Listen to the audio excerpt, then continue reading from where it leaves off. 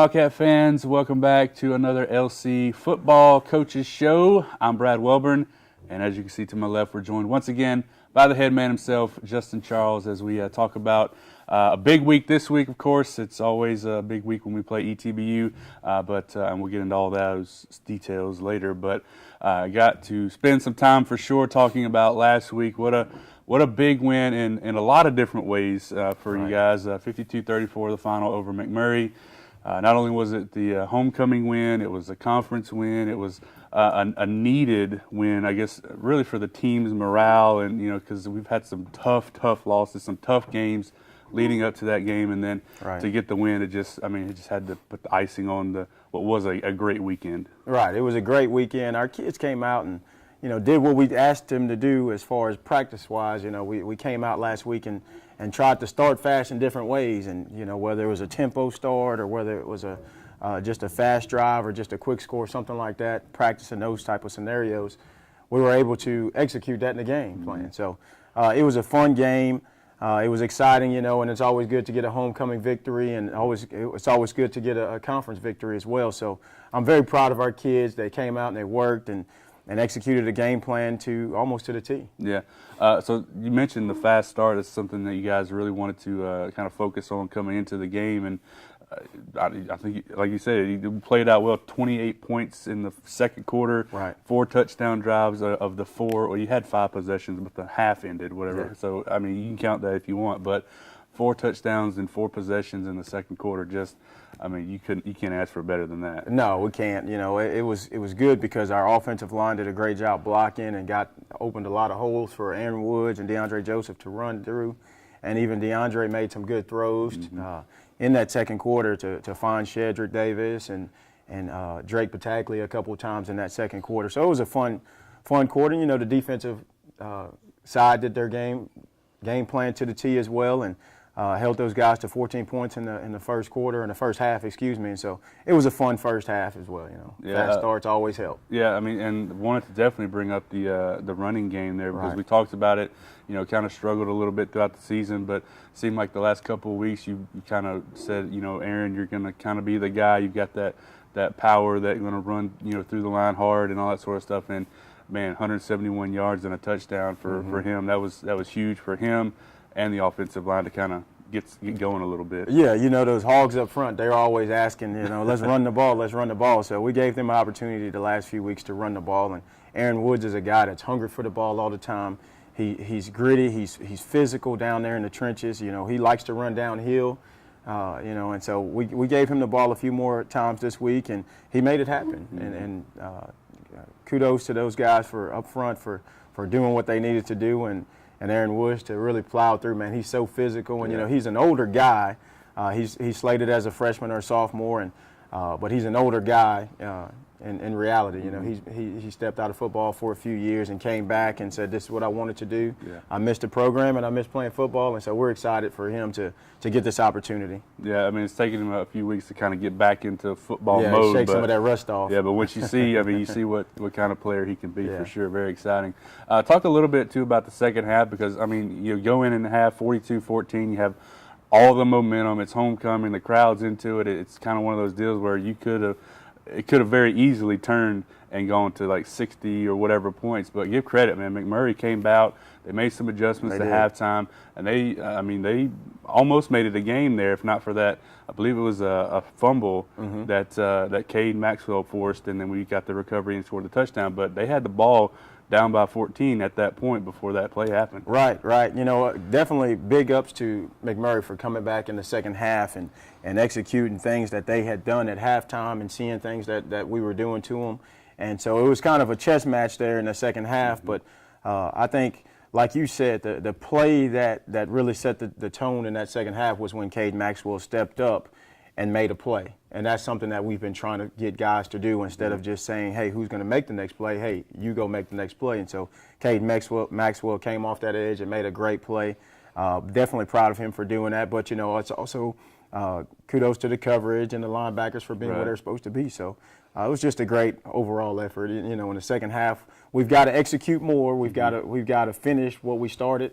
is what I talked to him right there yesterday or Sunday afternoon after the game.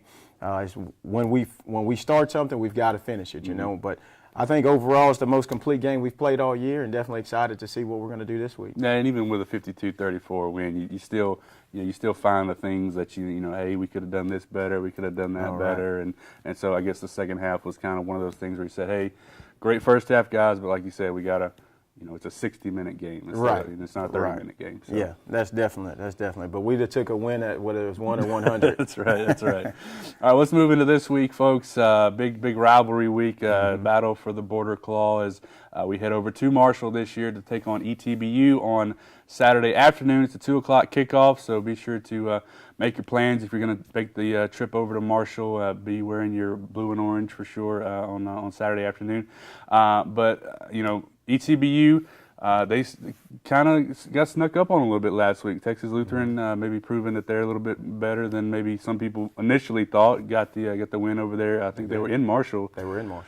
So what can you tell us about this year's version of the Tigers? This year's version of the Tigers is definitely, again, a high-powered offense. Yeah. Those guys put up some numbers. They're one of the top offenses in the country, if not the top.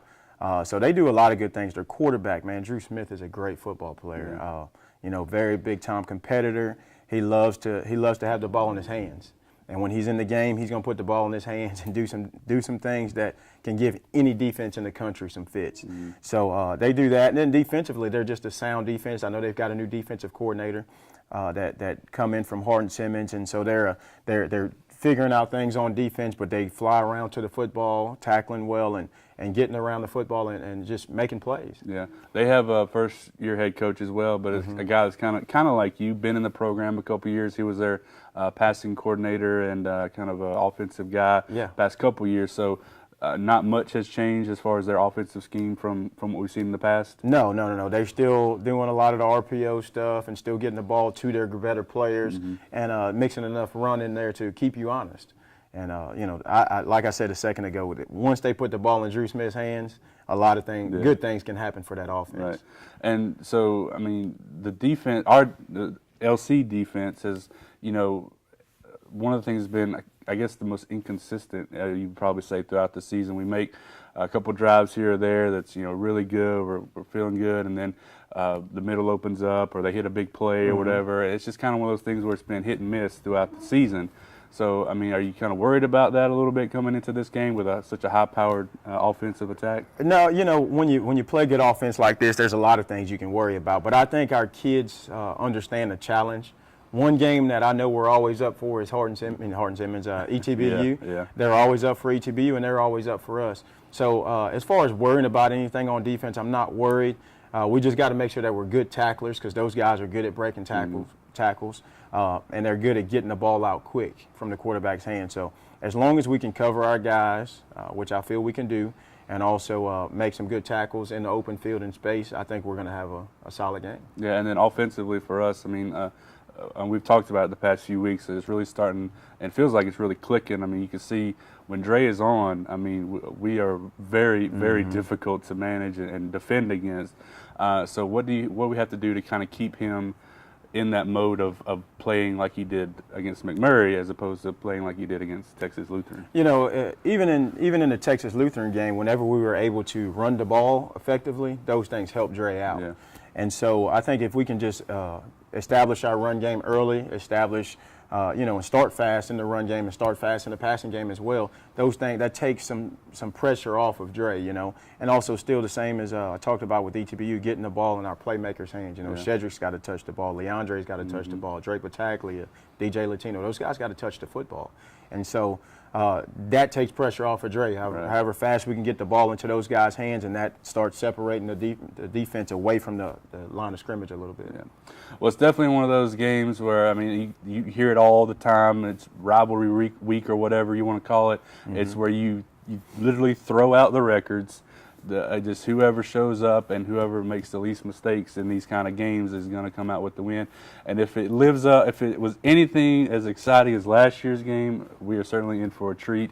hopefully we're on the upper end this year. Right. I mean, because if you were at last year's game, that's one of the best games to have been seen, watched, been a part of in recent. If you like offense. Yeah, if you like offense. If you're a defensive guy, maybe not so much, Yeah. but certainly going to be a lot of fun. 2:00 on Saturday afternoon, Marshall, Texas. Of course, the game will be covered a lot of different ways. There's a live stream, and stats and stuff will be provided by ETBU.